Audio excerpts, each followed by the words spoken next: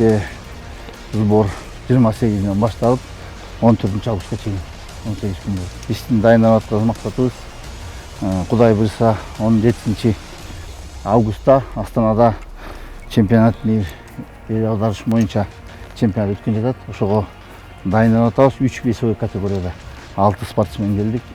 4 ат менен дайынданган. Кудай буйрса дайындабыз. Жаңы келип 4 күн болду. Дайынданып атабыз азыр. Кудай буйрса балдардын ден соолуктары жакшы.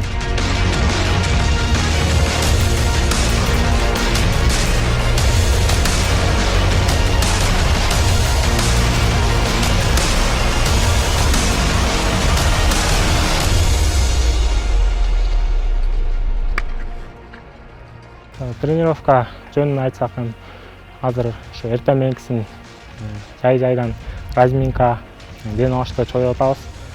Анан саат 10-дордо ушу жерге чейин чуркап келип, таш көтөрүп, пока барышка эле кыйынчылык деле болгон жок, кичине анча-мынча болот, аны чыдап, спортсмен болгондон чыдап өтөбүз.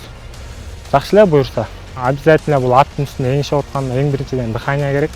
Дыханияң жок болсо 2 мүнөттөн эле токтоп каласың. Ошондуктан агайлар ушундай кроссто обязательно кросс берип, ошон үчүн кросс берип атабыз.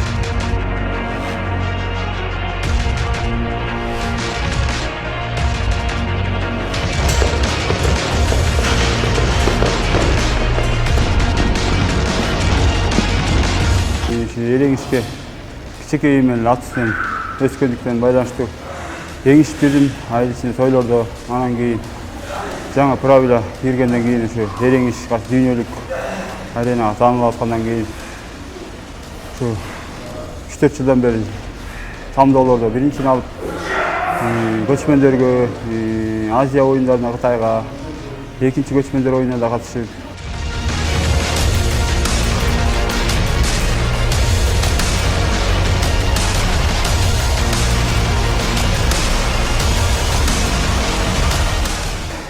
биз менен Казакстанда аябай эле өтүп атат. Башка жакта да азыр өнүгүп келатат. Эриңишти аябай баалап келатышат. Биздин азыр күчтүүрөөк соперниктер Казакстан, Казакстандар аябай соперниктер күчтүү.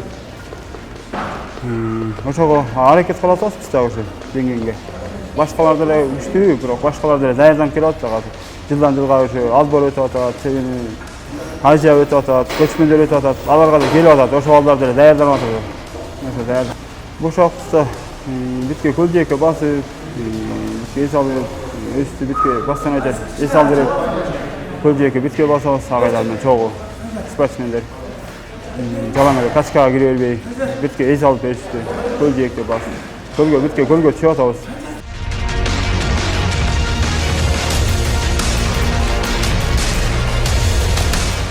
Үйдө болсо мал келдеп кетип калабыз. Достор менен көчөгө чыгып кетебиз. Тренировка көп мындай болбойт да. Бу жерде чогуу, жалаң тренировканын үстүндө жүрүп атабыз. Үйдөгүлөр поддержка тебет. Ушундай эриңишке барарда каршылык кылбай, жакшы мамиледе жөнөтүшөт. Жеңип кел, буюрса аман бар, аман кел деп жакшы настроенияда жөнөтөт. Каршылык жок үйдө.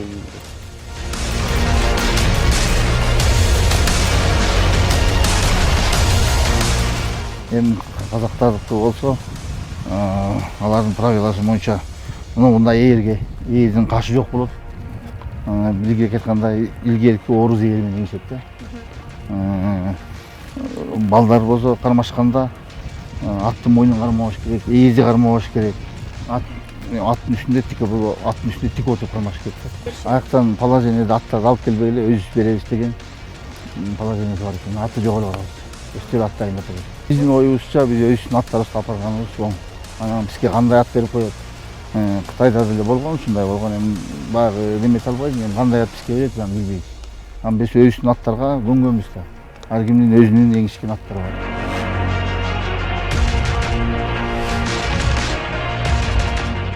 Биз тренировканы ошо казактардын правиласы боюнча тренировка кылып атабыз. Эрин кашын кармамай жок.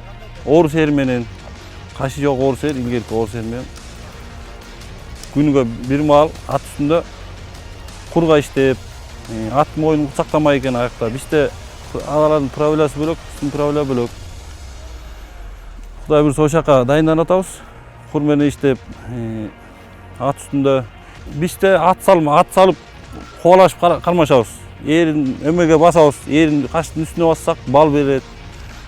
Курдан тартабыз, ат мойнун кучактасак эме жок. Штраф жок. Аларда аттын капталына ятып калсаң, 5 секунд жатып калсаң штраф берет. Ат мойнун кучактап калсаң таза утулуш деп таза болот экен да алардын эмеси боюнча.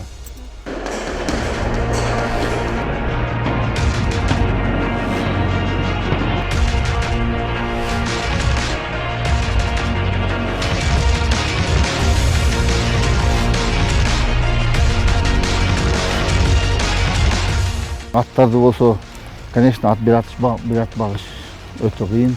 Аттардын баарын жем-чөйүн Кудай буйрса биздин көз агентство улуттук борбор баарын төлөп берип атат.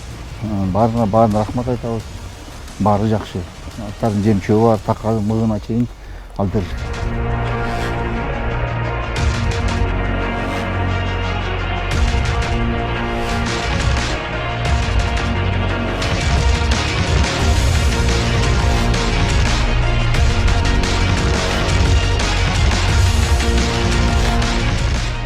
Настрой сборго келип настрой коюп атабыз. Кудай буйрса ошол бар. Жеңип келели, Кыргызстан желегин желбиретели деп. Биз ошо аракет кылып атабыз. Ошо Казакстанга барсак, ошол жерден жеңиш менен кайтсак, элибизди уят кылбай деп. Биз ошо намус үчүн барып атабыз.